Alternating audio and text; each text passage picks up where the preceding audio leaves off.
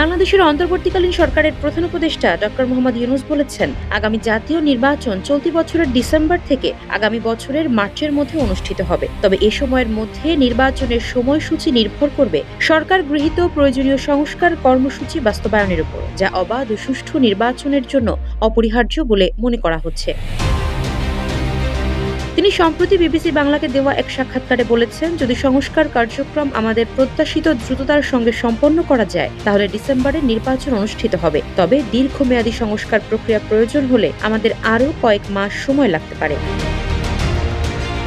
বিবিসির ওই প্রতিবেদনে বলা হয়েছে, নির্বাসনে থাকা শেখ হাসিনা এবং তার দল আওয়ামী লীগ এই নির্বাচনে অংশ নেবে কিনা তা এখনো স্পষ্ট নয়, যা অধ্যাপক ইউনূস এই বছরের শেষের দিকে আয়োজনের আশা করছেন। মানবতাবিরোধী অপরাধে অভিযুক্ত শেখ হাসিনার বিরুদ্ধে গ্রেপ্তারি পরোয়ানা জারি রয়েছে।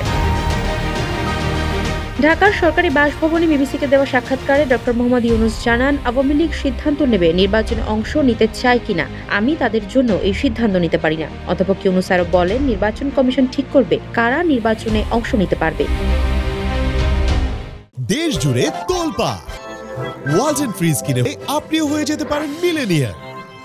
বাংলাদেশের অন্তর্বর্তীকালীন সরকারের দায়িত্ব নেওয়ার বিষয়ে অধ্যাপক ইউনূস জানান, দীর্ঘদিন ক্ষমতায় থাকা প্রধানমন্ত্রী শেখ হাসিনা গত বছর ক্ষমতাচ্যুত হওয়ার পর যখন তাকে দায়িত্ব নিতে বলা হয় তখন তিনি হতচকিত বোধ করেন। বিবিসিকে ডক্টর ইউনূস জানান, তিনি কখনো ভাবেননি যে সরকার পরিচালনার দায়িত্ব নেবেন। তিনি আগে কখনো প্রশাসনিক দায়িত্বে ছিলেন না, তাই সঠিকভাবে পরিচালনার জন্য তাকে উপায়গুলো খুঁজে নিতে হয়েছে।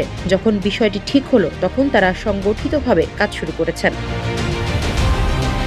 শান্তিতে নোবেল বিজয়ী এই অর্থনীতিবিদ জানান, তার কাছে দেশের জন্য আইন শৃঙ্খলা পুনরুদ্ধার এবং অর্থনীতি পুনর্গঠন মূল অগ্রাধিকার ছিল। তিনি বলেন, শান্তি শৃঙ্খলা সবচেয়ে গুরুত্বপূর্ণ বিষয়, পাশাপাশি অর্থনীতিও। এটি একটি বিচূর্ণ অর্থনীতি, একটি বিপর্যস্ত অর্থনীতি। এমন মনে হচ্ছে যেন গত 16 বছর ধরে কোনো ভয়ঙ্কর টর্নেডো চলেছে, আর সবাই এখন সেই ধ্বংসস্তূপ থেকে টুকরোগুলো তুলে নেওয়ার চেষ্টা করছে। শেখ হাসিনা 2009 সালে প্রধানমন্ত্রী নির্বাচিত হন এবং বাংলাদেশে কর্তৃত্ববাদী শাসন পরিচালনা করেন। তার আওয়ামী লীগ সরকার ভিন্নমত দমনের নিষ্ঠুর পদক্ষেপ গ্রহণ করে। শেখ হাসিনার শাসনামলে মানবাধিকার লঙ্ঘন, রাজনৈতিক প্রতিপক্ষকে হত্যা ও কারাবন্দী করার ব্যাপক অভিযোগ ছিল। ছাত্র জনতার গণ আন্দোলনের মুখে শেখ হাসিনা আগস্ট মাসে ক্ষমতা ছেড়ে দিতে বাধ্য হন। বিক্ষোভকারীদের অনুরোধে অধ্যাপক ডক্টর মোহাম্মদ ইউনূস অন্তর্বর্তীকালীন সরকারের নেতৃত্ব নিয়ে বাংলাদেশে ফেরেন। আফসারা নাজ, নিউজ ডেস্ক, ইত্তেফাক।